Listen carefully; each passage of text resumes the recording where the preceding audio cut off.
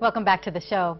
Before we take our conversation forward with the head of PwC India, we'll show you how this daytime number cruncher unwinds on his days off.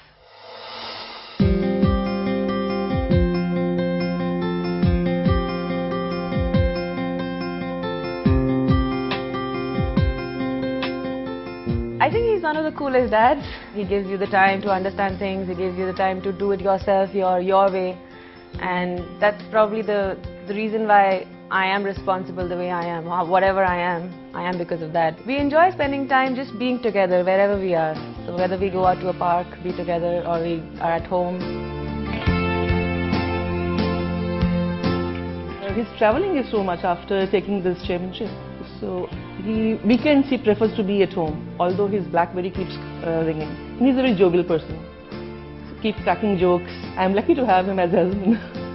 Although we keep fighting because he doesn't get much time to us.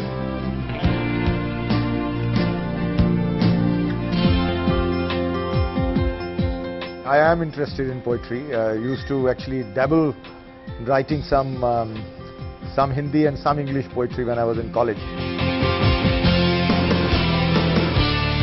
Yeah, so now we are headed towards Gangadaya School in Jamia slums. That's one of the schools where I've been volunteering a whole lot of help.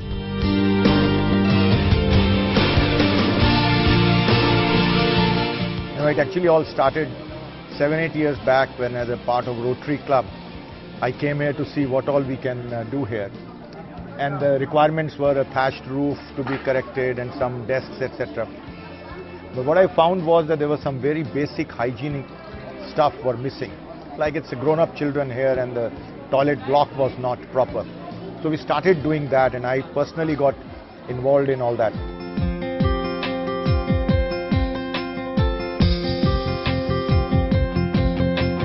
PwC volunteers come here and actually spend time with senior children who are into 10 to 12 open school, and they actually volunteer spending a whole lot of time there and, you know, making them learn some practical stuff. I found that by actually having people in Rotary or PwC donate a very small amount of money, one can actually feed 500-600 children a whole meal. And look at the pleasure which you get out of that by coming. I mean, it actually is so therapeutic for me. I mean, I love it when I come here. We found out that you graduated third in your batch from Delhi University. Tell us more about your college days and what kind of student you were. Well, I think I was a pretty average, fun-loving student.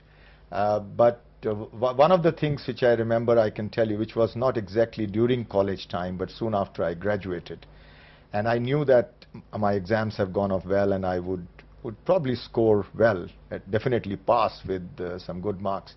And you know, in those years, there were no computers, etc. So one had to actually wait for the newspaper next day to declare results. And I couldn't wait that long.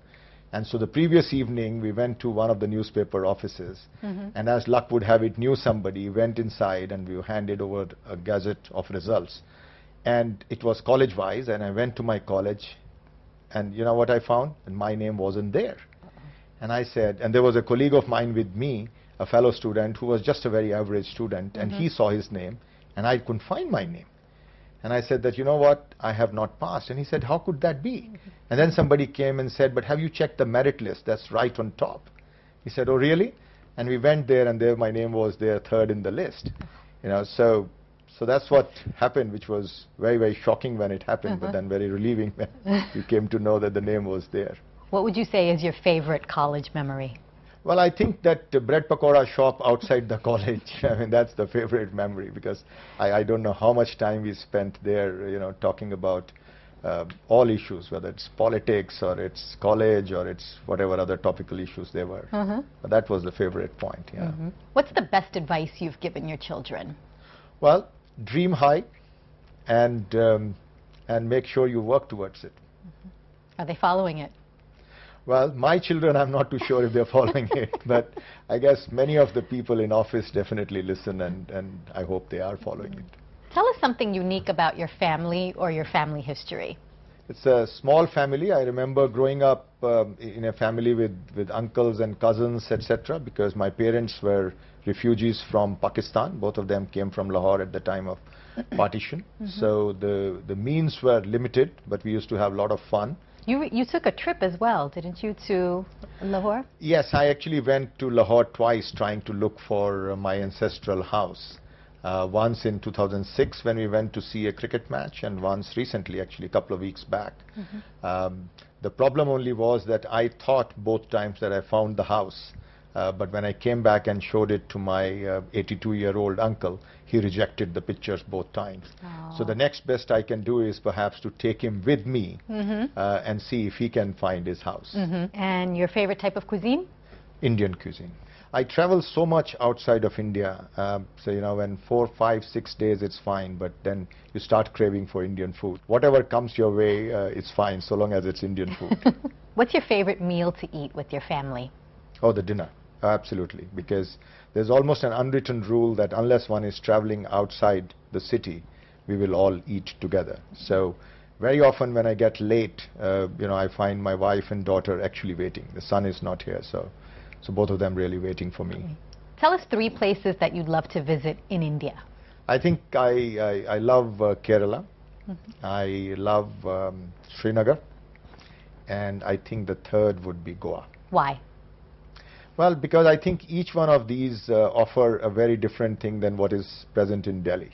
Right? The backwaters and the hills and the beaches. What kind of books do you like to read? Generally fiction. Generally fiction, because I find non-fiction books very boring, very preachy and very boring. Okay, Deepak, well, we're out of time, but it was great to have you on the show. Thanks for joining us. Thank you very much. Thanks for having me over. And that's it for today. We'll see you next time on Biz Lounge.